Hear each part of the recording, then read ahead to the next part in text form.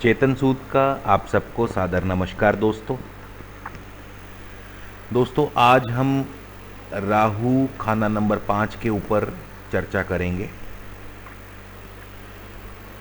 इस घर में राहु को शरारती कहा गया है, अर्थात राहु अमूमन इस घर में कोई खास नेक असर नहीं देता। तो जिन भी व्यक्तियों का राहु खाना नंबर 5 में विराजमान हो और शुभ होकर के बैठा हो, नेक होकर के बैठा हो,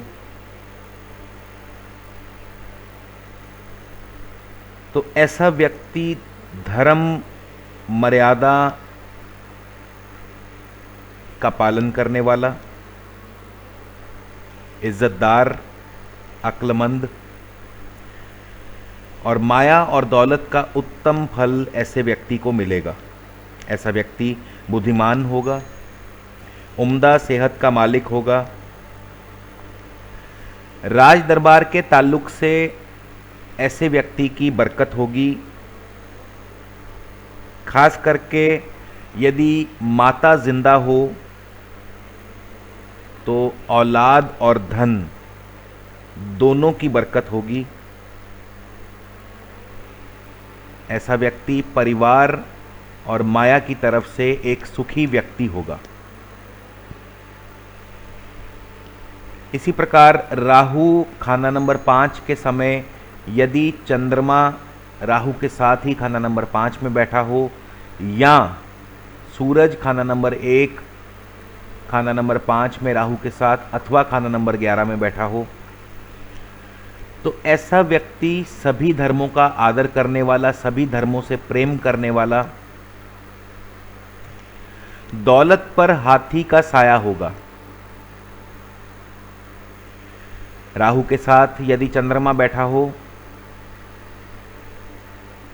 तो औलाद के विघ्न होंगे, मगर औलाद यदि हो जाए तो फिर उसके बाद औलाद के लिए कोई भी अशुभ फल नहीं होगा। अमूमन देखने में आया है कि ऐसे व्यक्ति की माता छोटी उम्र में ही ऐसे व्यक्ति से अलग हो जाती है या गुजर जाती है, तो अमूमन माता का साथ लंबे अरसे तक नहीं मिल पाता। इसी प्रकार राहु खाना नंबर 5 के समय यदि सूर्य, चंद्र अथवा मंगल खाना नंबर 4 या खाना नंबर 6 में बैठे हों, या फिर शनि मंगल खाना नंबर 5 में राहु के साथ बैठे हों, तो हर तरफ से उम्र और किस्मत की बरकत होगी। ऐसा व्यक्ति खुद योगी होगा और राजा की भांति उसका रसूख होगा। दोस्तों, यदि राहु खाना नंबर 5 में अकेला बैठा हो और किसी तरह से अशुभ हो जाए या अपने कार्यों द्वारा, अपने बुरे कार्यों द्वारा राहु को खराब कर लिया जाए, मंदा कर लिया जाए, तो फिर सेहत और बीमारी पर फिजूल खर्चा होगा। औलाद का सुख ऐसे व्यक्ति को कम मिलेगा, या तो औलाद होगी नहीं या बहुत देर बाद होगी, और यदि हो भी जाए तो औलाद का सुख ऐसे व्यक्ति को ना के बराबर होगा। राहु इस घर में औलाद के लिए कड़कती हुई बिजली की भांति माना गया है। कई दफ़ा तो गर्भ धारण करते ही, गर्भ में ही पल रहे बच्चे पर राहु की बिजली गिरती है, यानी कई दफ़ा गर्भ में ही बच्चा जीवित नहीं रह पाता।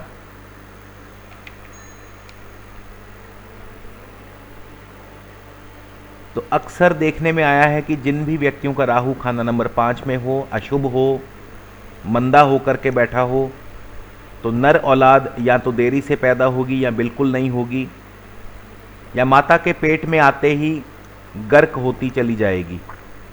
और यदि ऐसी औलाद पैदा हो भी जाए तो 12 साल उम्र तक औलाद की सेहत खराब रहेगी। और ऐसी औलाद के पैदा होते ही अक्सर देखने में आया है कि जातक का पिता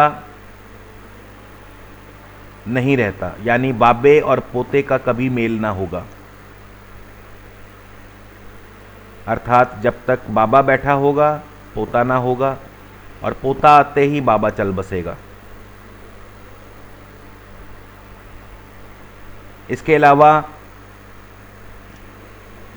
पहला लड़का यदि जल्दी हो जाए तो फिर दूसरा लड़का काफ़ी देर बाद पैदा होगा। कई दफ़ा तो दूसरा लड़का 40-42 साल की उम्र के बाद पैदा होता है,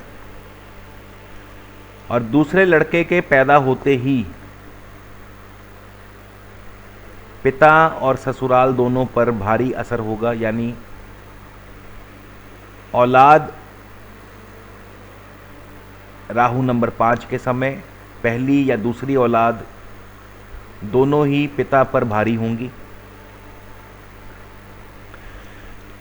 कई दफ़ा ये भी देखने में आया है कि राहु खाना नंबर 5 का यदि अशुभ असर औलाद पर ना हो तो कई दफ़ा पोते पर भी ऐसा असर हो सकता है।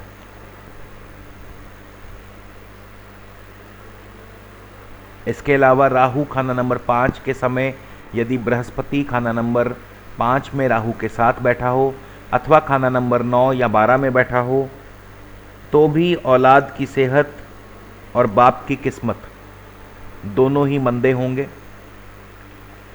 तो जिन भी व्यक्तियों का राहु खाना नंबर 5 में बैठा हो और उन्हें किसी भी प्रकार से राहु के अशुभ फल प्राप्त हो रहे हों, जैसा कि औलाद ना हो रही हो या देरी से पैदा हो रही हो या औलाद का सुख ना मिल रहा हो,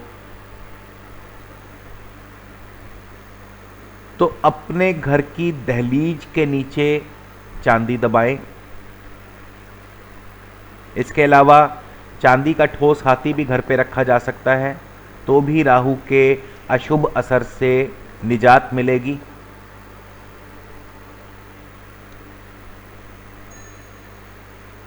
ये उपाय कोई भी कर सकता है, इसके लिए अन्य ग्रहों की स्थिति देखने की भी आवश्यकता नहीं।